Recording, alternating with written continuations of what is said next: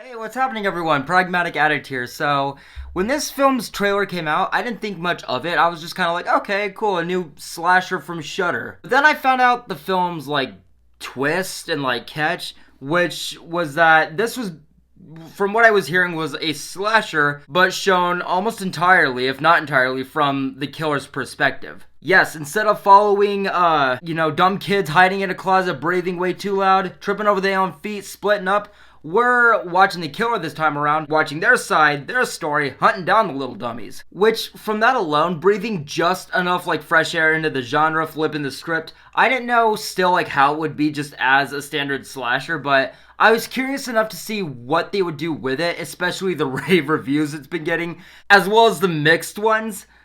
This film's been kind of blowing up, more or less, as well as also just being described as one of the gnarliest slashers there's been. And I still never ended up watching a single trailer. Nah, I completely missed out on that. So I definitely needed to see just what I would get within a violent nature. So let's talk about it. So first off, a lot of the things that I was hearing that like a lot of the mixed things was that the movie was slow, it was boring, just, again, your typical polarizing indie horror. But what I'm going to state is that as a movie set in the woods, just showing that a lot of times, I enjoyed it for that nature.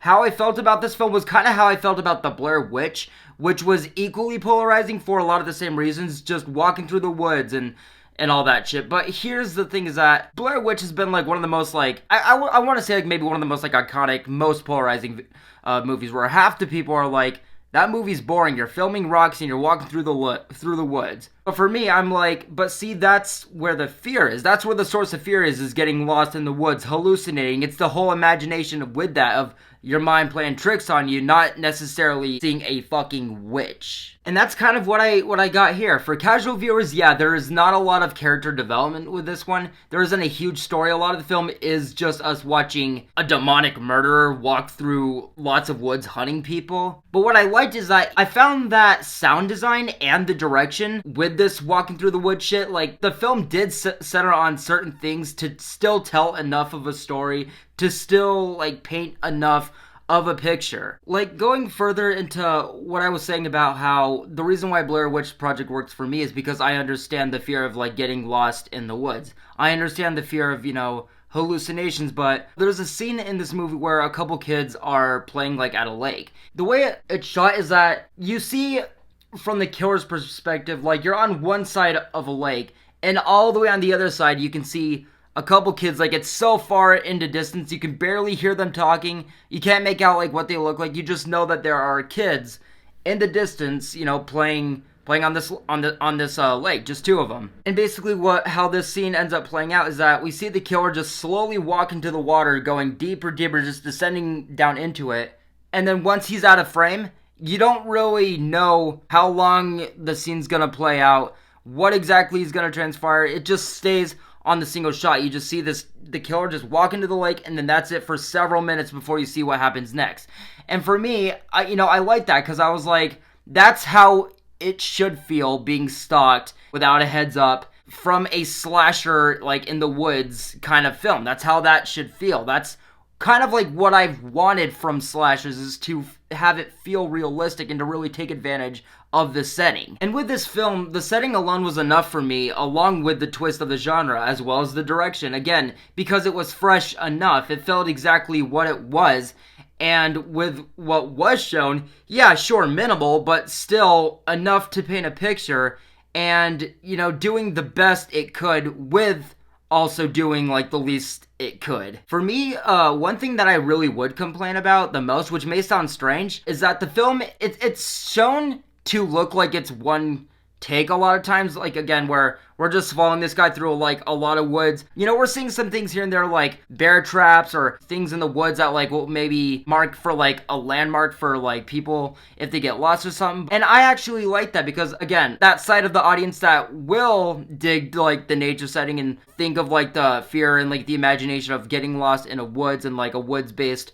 horror film, that worked for me. But with the slow one take look thing, I thought that was also fine. But then there are times where it's that'll happen, and then the killer will stumble upon a character, and then the next scene it's like nighttime where this all happened during the day. And for me, I was like, why spend so much of whatever amount of time being this risky, slow burn, polarizing horror film, and then just switch things up to something that actually feels wasted, feels rushed, at least to me, where we randomly see like a different time of day with like kids around a campfire that we're following for several minutes. It's like, wait, why do that? So there are like things here where I'm like, okay, as a polarizing horror film or just polarizing film in general, yeah, during those polarizing parts, I can give them some credit. You know, I can be on that end that still likes the movie. But there are some transitions where I'm like, okay, if you're gonna do something so risky, again, and so like minimal and so like to a certain length, you can't just throw in something here and just change it up, because that's just gonna throw it off for everybody. Which I will still say, everything in the movie like still seemed necessary enough for me. The movie still seemed to be successful with delivering enough as what the film was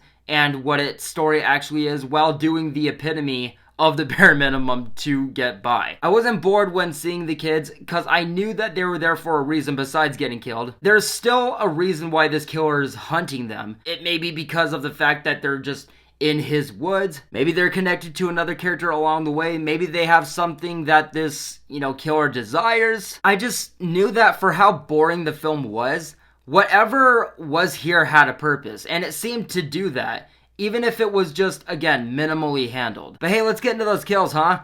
So, for the most part, I didn't find them that creative. I didn't find them that gory. There wasn't any real build-up to me. They didn't seem to get a whole lot of screen time even when just focusing on one kill at a time. Also, the effects looked very low budget to me.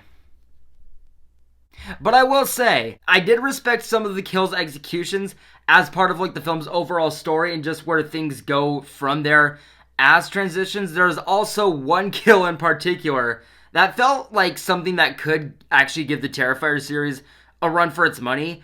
For me, the movie still did enough for it to feel fresh and original, but still it did feel like it tried to do minimal with doing that. And overall, guys, I'm going to be on the side that gives this film a positive review. This is definitely going to be a polarizing film. I don't think it's going to be as mixed as something like Skinamarink, where I was hearing upon this film's release that flip a coin, half your theater might be an audience that just completely walks out. I don't think it's that bad. I was able to actually make a story out of this and was actually able to find some fear in this, but that's just my take, guys. I understand if you guys don't like this movie. I understand if you do, but by all means, let me know in the comments below whatever side you fall on, guys. But yes, guys, with all that being said, I'm going to wrap it up here. Thank you guys as always for watching, and I'll see you in the next one. Take care.